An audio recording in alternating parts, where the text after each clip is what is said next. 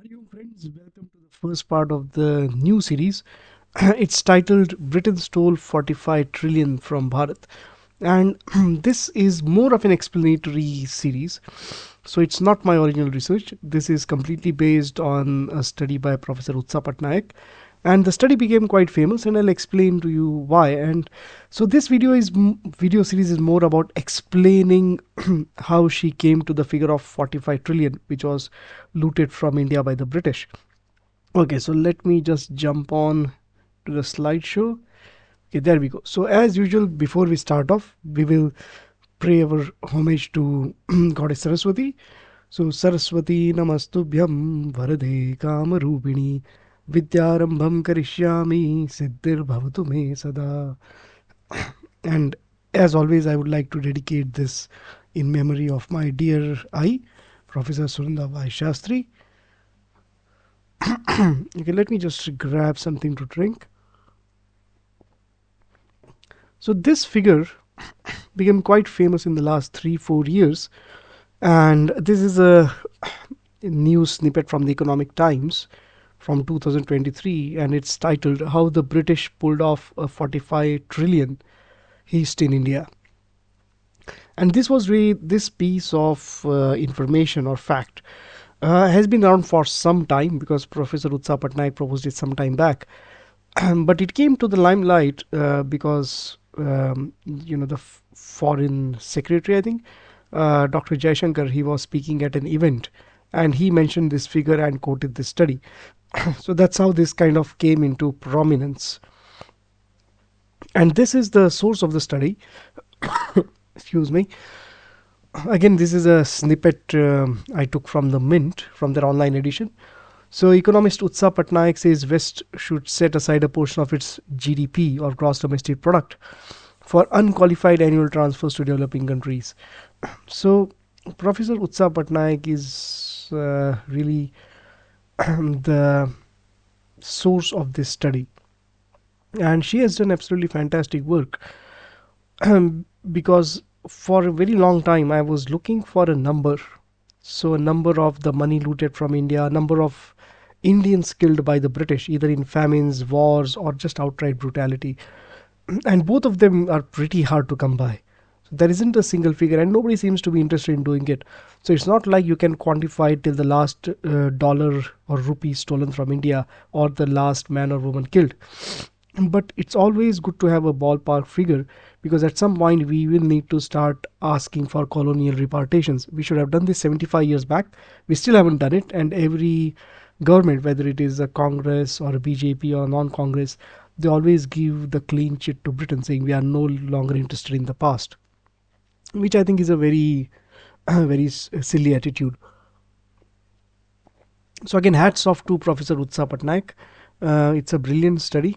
uh, and Professor Utsa Patnaik is I think a Marxist, so more of the left-leaning type. But having said that, we should always look at what people are writing and speaking and what they're doing rather than what their ideology is. So despite the fact that I have no love lost for Marxists or leftists or socialists of any kind, some of the ideas and some of the work they do is really brilliant. So a lot of analytical thought and a lot of intellectual honesty is involved in the work, and this is that kind of one of a kind work. So again, hats off to Professor Patnaik. This is a snapshot of the book, so it's published by Tulika Books. So I'm not selling this book on here, or nor am I recommending you buy it. I bought this book and I've got a tattered version now because I stacked it pretty poorly in different house moves.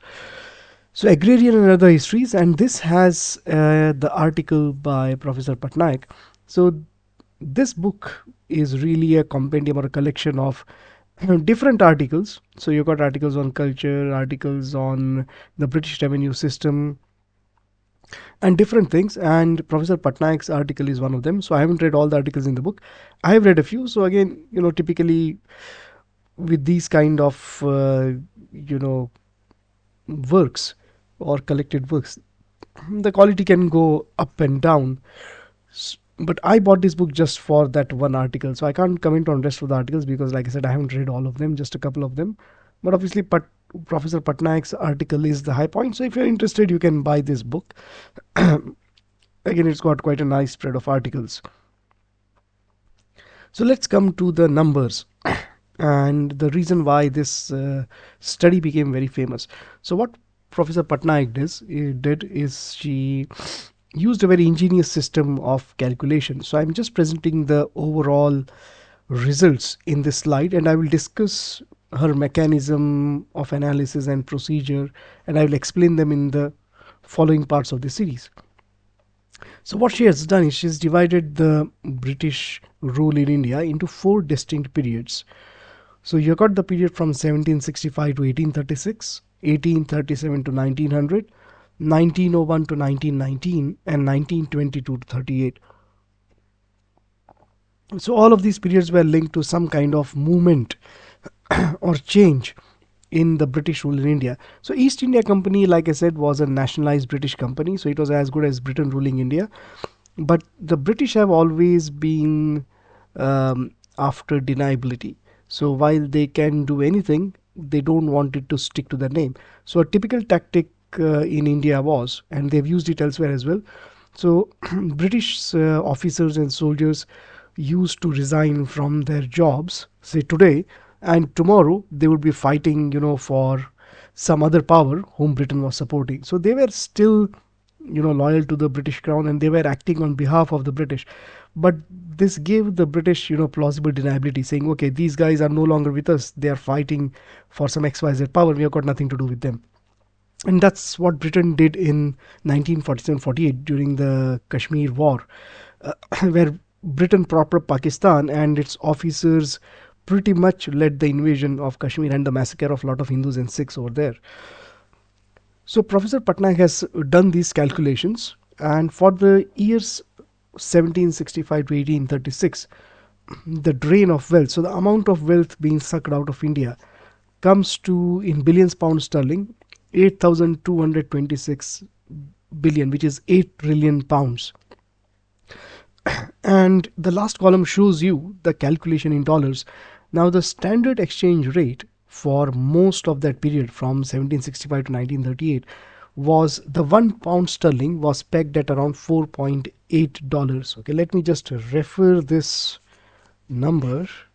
I'm just going through my notes because I think that's the correct number.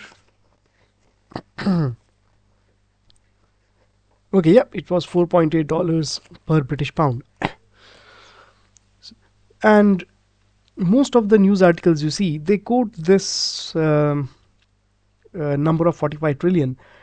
But in Professor Patnaik's study, and I read the whole study, I couldn't understand how, 9 trillion pounds became 45 trillion US dollars. And I think I stumbled on this conversion in an online interview she gave. Probably, I think it was the Economist article, I don't remember exactly. So, and that conversion made sense. So from 1837, it was 848 billion pounds or 4 trillion US dollars. 1901, 1919, 105 billion pounds or $505 billion. And 1922-38 was 4 billion pounds, which is roughly $20 billion. So the entire drain over that period of roughly, say, maybe 150 years comes to around 9 trillion, little more than 9 trillion pounds, which is around 45 trillion US dollars. So this is how this total, comes about. And like I said, I will discuss how it's calculated and the whole mechanism in the subsequent parts. But 45 trillion is an incomplete figure because it does not include the personal fortunes made by the British officers in loot, the use of forced labor in India.